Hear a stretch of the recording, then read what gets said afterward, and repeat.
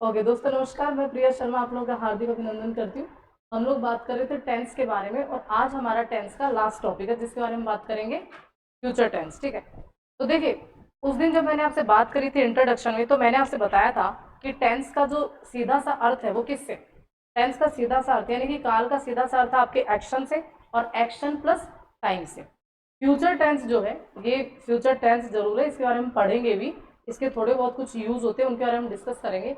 बाकी future tense में अभी मान के चलिए कि जो सिंपल इनडेफिनेट जो फ्यूचर टेंस है उसका मैक्सिमम प्रयोग होता है, लेकिन उसके अलावा आप कॉन्टिन्यूस की बात करेंगे या परफेक्ट, उसका कोई खास यूज नहीं होता। अच्छा, इस टेंस की एक खास बात और भी है, वो है कि बाकी सब टेंस में आपने देखा कि उनके 4 क्लासिफिकेशन होते हैं, इसके 3 ही होते हैं।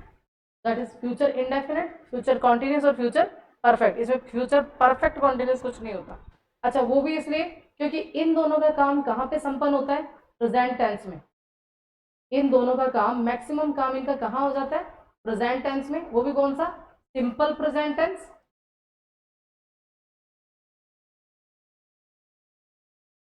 और दूसरा इसका प्रेजेंट कॉन्टिन्यूस।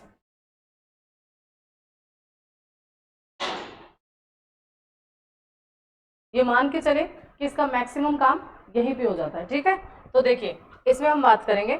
मैंने कहा कि फ्यूचर टेंस वो होता है जो भविष्य में होने वाली घटनाओं के बारे में आपको बताता है, लेकिन जैसा कि मैंने कहा कि भविष्य में घटना होगी, इस बात की कोई खास गारंटी नहीं होती है। नहीं होने की वजह से फ्यूचर टेंस के बहुत सारे एक्शन है जो किसमें लिए गए हैं, हमें किसमें बताए जाते हैं, किसमें डिनोट किए जाते हैं, वो करे जाते हैं आपके प्रेजेंट टेंस और प्रेजेंट कॉन्टिन्यूस में। ठीक है, तो चलिए इस पर एक नजर डाल देते हैं, बात करते हैं फ्यूचर टेंस की। देखिए, फ्यूचर फ्यूचर टेंस, ठीक है, फ्यूचर टेंस भविष्य में होने वाले कार्यों को व्यक्त करता है। फ्यूचर इंडेफिनेट, फ्यूचर इंडेफिनेट में अगर हम बात करेंगे तो इसमें क्या आएगा, subject plus shall plus will plus verb की फर्स्ट फॉर्म प्लस ऑब्जेक्ट। ठीक है, सब्जेक्ट में आपका I you we he she it this और नेम आता है। शाल में आपका, आप शाल जो है आपका हेल्पिंग वर्ब है, ये किसके लिए यूज में आता है, ये यूज में आता है आई और वी के लिए। विल किसके लिए आता है, सेकंड पर्सन और थर्ड पर्सन के लिए।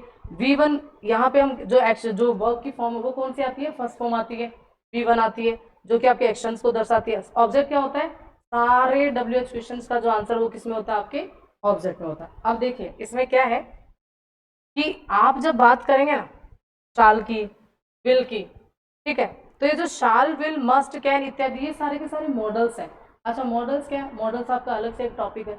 मैंने आपको जैसा कि स्टार्टिंग में बताया होगा, जहां तक मुझे याद है, कि आप अगर हेल्पिंग वर्ब को भी आप डिवाइड करेंगे तो उसमें 2 प्रकार के होते हैं, एक होता है प्राइमरी और एक होता है सेकेंडरी। तो वो जो सेकेंडरी हेल्पिंग वर्ब जो होता है वो आपका कौन सा होता है, सेकेंडरी हेल्पिंग वर्ब आपका होता है जिसे हम ऑक्सिलरी वर्ब्स भी कहते हैं, वो होता है आपका मॉडल्स। तो सेकंडरी, क्योंकि प्राइमरी तो आपका बी फॉर्म वाले हो गए, is am are was were, ये तो सारे आपके प्राइमरी फॉर्म में आ गए। सेकेंडरी फॉर्म में जो आता है वो आपका कौन से आते हैं, मॉडल्स वाले आते हैं। मॉडल्स का मतलब हो गया ऑक्सिलरी वर्ब्स, यानी कि सेकेंडरी हेल्पिंग वर्ब, जैसे हम कहते हैं shall will can could may might need to ought to dare to, ये सारे के सारे आपके क्या है, ऑक्सिलरी मॉडल्स है। ठीक है, दूसरा, इसमें देखिए, मैं कहूँ आपसे he will go to Jaipur, क्योंकि ही के साथ हम किसका यूज करेंगे, विल का, और आई और वी के साथ किसका करेंगे, शाल का। और आई शैल स्टडी, तो he will go to Jaipur, वो जयपुर जाएगा, आई शैल स्टडी, मैं स्टडी करूंगा। ठीक है, दूसरा इसमें आता है he can do this work, वो ये काम कर सकता है, कर भी लेगा वो। लेकिन ये आपको क्या दर्शाता है, ये कैन जो है ये आपका मॉडल्स है, लेकिन ये फ्यूचर में जो चीजें हो सकती है उनके बारे में भी बात कर रहा है, और उसके बारे में बात कर रहा है, इसलिए इस एग्जाम्पल को हमने किस में लिया है, फ्यूचर इंडेफिनिट टेंस में लिया है। बाकी इसका अलग से टॉपिक है जिसे हम कब पढ़ेंगे, जो आपके सिलेबस में आता है, दैट इज मॉडल्स, उसको हम अलग से डिस्कस करेंगे। ठीक है, दूसरा है इट मस्ट रेन, यानी अब बारिश हो जानी चाहिए, गर्मी इतनी ज्यादा होगी कि इट मस्ट रेन, लेकिन उसकी क्या गारंटी है कि हो जाएगी, तो ये किस में आ रहा है आपका, ये ऑक्सिलरी वर्ब्स में आ रहा है, लेकिन फ्यूचर को व्यक्त कर रहा है, इसलिए यहाँ पे इसका एग्जाम्पल हमने दिया है। उसी तरह से शाल विल मस्ट कैन इत्यादि मॉडल्स कहलाते हैं, लेकिन शाल विल का प्रयोग फ्यूचर टेंस के हेल्पिंग वर्ब के रूप में किया जाता है। जैसा कि मैंने बताया, जब मैं आपको मॉडल्स पढ़ाऊंगी तो वहां मैं बताऊंगी शाल का जो यूज है वो जैसे किसी को थ्रेट करना है उसके लिए किया जाता है, किसी को किसी चीज के लिए बाध्य करना है उसके लिए किया जाता है, विल का यूज उसके लिए अलग, ऑफर वगैरह इनके लिए किया जाता है। लेकिन ये हम किस में बात कर सकते हैं, मॉडल्स में कर सकते हैं, यहाँ पे हम नहीं कर सकते। इसीलिए यहाँ पे फ्यूचर टेंस में हमने जो हेल्पिंग वर्ब है वो कौन से लिए, शाल और विल लिए। जैसे कि मैं शुरू से कहती आ रही हूँ आपको कि भाई इंग्लिश में आपको ज्यादा कुछ रटना तो है ही नहीं, सेम चीजें, स्टैटिक पोर्शन है, बस ये पता होना चाहिए कि ये जो चीजें आती है इसका किसका यूज हमें कहाँ पे करना है, इससे ज्यादा कोई तामझाम नहीं है इसके अंदर, ठीक है, इसलिए ज्यादा टेंशन लेनी नहीं है इसकी। नेक्स्ट इसमें हम बात करेंगे फ्यूचर इंडेफिनिट टेंस। अच्छा, अगर मैं जैसे फ्यूचर टेंस की हम बात करें तो इसमें आप देखिए इसके 3 फॉर्म हो गए, फ्यूचर इंडेफिनिट हो गया, कॉन्टिन्यूस हो गया, परफेक्ट हो गया। परफेक्ट और कॉन्टिन्यूस का खास कहीं कोई यूज नहीं बताया गया। अब मैं जबरदस्ती लिखवा दूं वो अलग बात है, बाकी उसका कहीं कोई ऐसा यूज नहीं है, उससे रिलेटेड ऐसा कोई प्रश्न आया नहीं है अभी तक तो, ठीक है। तो मैक्सिमम जो यूज होता है किसका होता है, फ्यूचर इंडेफिनिट का होता है, ठीक है। तो देखिए क्लोज ऑफ कंडीशन एवं क्लोज ऑफ टाइम वाले वाक्यों में फ्यूचर इंडेफिनिट का प्रयोग किया जाता है। अच्छा, क्लोज ऑफ कंडीशन और क्लोज ऑफ टाइम क्या है, देखिए यानी कि जो स्थिति के बारे में बताए, जो दो समय के बारे में बताए, उसके बारे में जब हम बात करेंगे तो इसका यूज किया जा सकता है। जैसे कि I shall go to market if it rains, अगर बारिश होती है तो मैं मार्केट चली जाऊंगी। क्यों? क्योंकि बारिश में भीगना अच्छा लगता है, ऐसे तो बारिश में कोई भीगने नहीं देगा, इसी बहाने कम से कम बारिश में भीग तो जाएंगे। तो I shall go to market if it rains, यानी इसने कंडीशन बता दी वहां पे, अगर ऐसी स्थिति होती है तो मैं ये काम कर लूंगी, अगर ऐसी नहीं होती तो मैं ये काम नहीं करूंगी। जो कि आप पढ़ते हैं किसमें, आपने परफेक्ट में पढ़ा, परफेक्ट कॉन्टिन्यूस में पढ़ा है, पास्ट में पढ़ा है और प्रेजेंट में भी पढ़ा है, ठीक है। दूसरा, we shall move as soon as possible,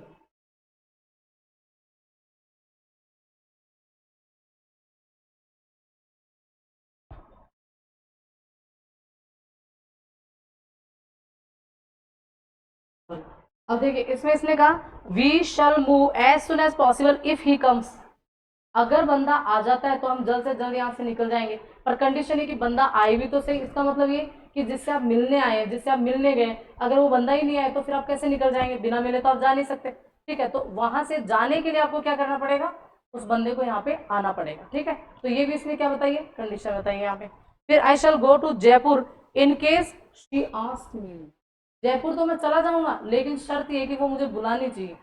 बुलाने का मतलब या तो मुझे बुला ले या वो मुझे ऑफर कर दे कि तुम चल रहे हो क्या जयपुर, या मुझसे पूछ ले, समझे। जैसे आस्क है, आस्क का अगर आप वैसे मीनिंग देखेंगे शाब्दिक अर्थ तो इसका होता है पूछना, लेकिन आस्क को हम बहुत सारी जगह काम में लेते हैं, जैसे कि बुलाने के रूप में भी काम में लिया जाता है इसे। तो ये कह रहा है कि मैं जयपुर तो चला जाऊंगा लेकिन अगर वो मुझे बुलाएगी तो, अगर नहीं बुलाएगी तो बंदा जयपुर नहीं जाएगा, ठीक है। तो ये क्लोज ऑफ टाइम और क्लोज ऑफ कंडीशन की बात कर रहा है। Next, will be shall be का प्रयोग फ्यूचर टेंस में किया जाता है, यानी इससे हमें पता चलता है कि हम किसकी बात कर रहे हैं, फ्यूचर टेंस की बात करें, एक ऐसी घटना की, एक ऐसे इवेंट की या फिर एक ऐसी एक्शन की बात करें जो भविष्य में घट सकती है। जैसे कि इसने कहा टुमारो विल बी मंडे, भाई आज क्या है, आज तो थर्सडे है शायद ना, कल फ्राइडे है, आज फ्राइडे, आज थर्सडे, नहीं नहीं आज फ्राइडे, कल सैटरडे। तो जैसे इसने कहा, इसका वाला आज संडे है, टुमारो विल बी मंडे, भाई कल क्या होगा ना, कल मंडे होगा, ये तो निश्चित है कि होगा ही होगा। दूसरा, ही विल बी 25 इन जनवरी, यानी वो जनवरी में 25 साल का हो जाएगा, तो ये भी होने वाली बात है, जिंदा है तो भी और नहीं है जिंदा तो भी ये काम तो होगा, 25 साल तो उसको पूरे होंगे। She will be happy to meet you, वो तुम्हें मिलकर खुश हो जाएगी, यानी वो तुमसे मिलकर वो खुश हो जाएगी, चलो उसकी खुशी का जो वजह है वो क्या हो सकती है, वो तुम हो, ठीक है। तो कह रही कि तुमसे मिलकर वो खुश हो जाएगी, है ना। फ्यूचर एक्शन से तो अबाउट का प्रयोग भी किया जाता है, I was about to go, ठीक है। जैसे ये कह रहे कि the chief guest is about to arrive, जो चीफ गेस्ट है वो आने ही वाला होगा। दूसरा ये कह रहा है the shop is about to open, दुकान खुलने ही वाली होगी। The train is about to start, train चलने ही वाली है, समझ रहे। तो ये अबाउट टू का प्रयोग भी हम किसके लिए करते हैं, हम करते हैं फ्यूचर एक्शंस को डिनोट करने के लिए, ठीक है। फिर है प्रेजेंट इंडेफिनिट का प्रयोग भी फ्यूचर एक्शन बताने के लिए किया जाता है। जैसे मिस्टर शर्मा रिटायर्स ऑन 31 दिसंबर, ये प्रेजेंट इंडेफिनिट है, यानी कि सिंपल प्रेजेंट टेंस का प्रयोग भी हम किसके लिए कर सकते हैं, फ्यूचर एक्शंस के लिए। ये जब मैंने आपको सिंपल प्रेजेंट टेंस पढ़ाई थी उस टाइम पे मैंने आपको ये बात बताई थी कि सिंपल प्रेजेंट टेंस और प्रेजेंट कॉन्टिन्यूअस का प्रयोग बहुत बार फ्यूचर में होने वाले प्लान्ड एक्शंस के लिए सिंपल प्रेजेंट टेंस में किया जाता है। तो जैसे ये कह रहे हैं कि मिस्टर शर्मा 31 दिसंबर को क्या होंगे, रिटायर हो जाएंगे, ठीक है। तो ये तो प्लान्ड है, तो फिक्स है, चाहे जिंदा रहे मर जाए तो भी उनको रिटायर तो होना ही उसी दिन, डेट फाइनलाइज है। The president visits Gujarat tomorrow, यानी कि जो राष्ट्रपति है उनका क्या हो गया, शेड्यूल फिक्स हो गया है कि कल वो क्या करने वाले, वो कल गुजरात को विजिट करने वाले, तो कल तो गुजरात को विजिट करेंगे। तो इन्होंने क्या किया, टुमारो का जो यूज हो रहा है सिंपल प्रेजेंट टेंस में, लेकिन बात पूरे फॉर्मेट की स्ट्रक्चर की किसमें की जा रही है, सिंपल प्रेजेंट टेंस में। ठीक है, next, is am are plus to plus verb की फर्स्ट फॉर्म द्वारा भी फ्यूचर एक्शन को बताया जा सकता है। कैसे, जैसे I am to go there, I am to go there यानी मुझे वहां जाना ही होगा। ठीक है, दूसरा ये कह रहा है he is to complete his work, उसे अपना he is to complete his work, वो अपना काम करने ही वाला है, कंप्लीट करने ही वाला है अपना काम। ठीक है, तो ये किसके बारे में बता रहे हैं, ये फ्यूचर एक्शन के बारे में आपको बता रहा है। ठीक है, नेक्स्ट है फ्यूचर कॉन्टिन्यूअस, इसका आप इतना सा देख लें, subject plus shall be plus will be plus verb की फर्स्ट फॉर्म प्लस ऑब्जेक्ट आता है इसमें। ठीक है, ये तो हो इसका फॉर्मेट। अब I will be seeing the principal tomorrow, यहाँ पे सीइंग का अर्थ किससे है, मीटिंग से है, मिलने से, यानी मैं कल प्रिंसिपल से मिल रहा होऊंगा। ये सुनने में ऐसा लग रहा है, तो इसका बहुत ज्यादा यूज इसका होता भी नहीं। Ram will be playing at this time tomorrow, Ram इस वक्त खेल रहा होगा, कल देखना तुम, कल भी वो इसी वक्त खेल रहा होगा। ठीक है, अब कोई जरूरी थोड़ी राम का मूड चेंज हो जाए, नहीं खेले, मम्मी डांट दे, नहीं खेले। ठीक है, नेक्स्ट कह रहा है I shall be writing the thesis in the evening, शाम को मैं थीसिस लिख रहा हूँ। ठीक है, तो शाम को मूड हो तो लिखे वरना ना लिखे, लेकिन फ्यूचर एक्शन को ही डिनोट कर रहा है। ठीक है, नेक्स्ट है आपका future perfect tense, subject plus will have plus shall have plus verb की third form plus object, structure आपका सेम ही रहना है। ठीक है, अब आपको पता विल हैव का प्रयोग थर्ड पर्सन सेकंड पर्सन के लिए किया जाता है, और शैल हैव का प्रयोग first person third person second person के लिए तो विल हैव, और फर्स्ट पर्सन प्लूरल के लिए शैल हैव। ठीक है, तो इसने कहा he will have complete his work tomorrow, I shall have written a book by next month. अब ये इसका स्ट्रक्चर की हमने बात कर ली, इसका एक्चुअली खास यूज इनका है नहीं, इसलिए हम ज्यादा इसके ऊपर चर्चा नहीं कर सकते। ठीक है, थैंक यू।